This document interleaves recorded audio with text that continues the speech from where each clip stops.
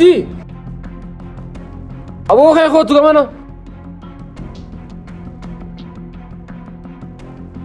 Deem maal abbaa kee mataa lafa qaqqabaa deemtan deem gamana.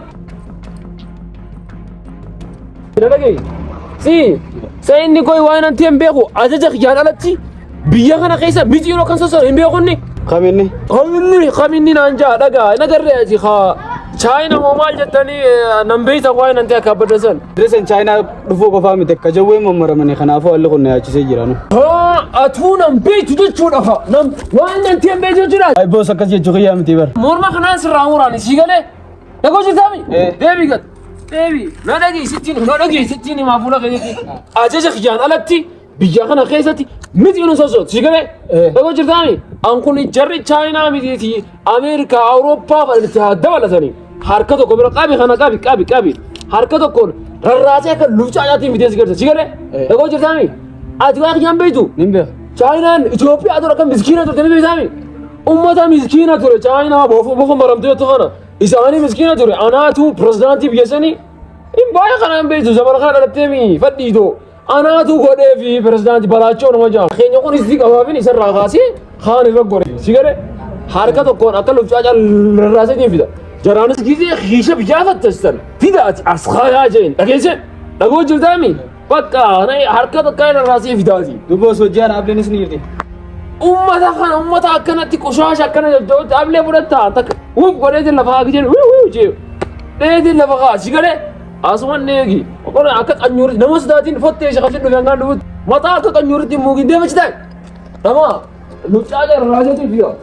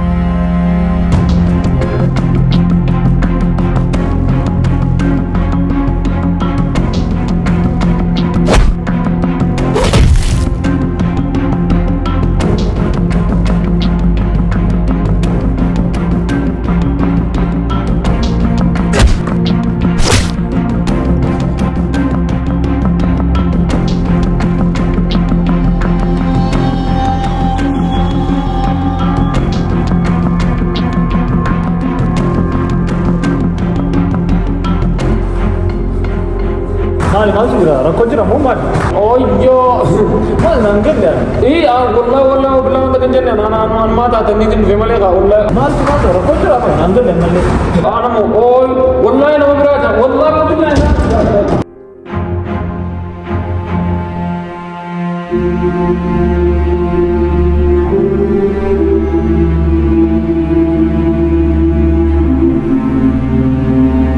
Go!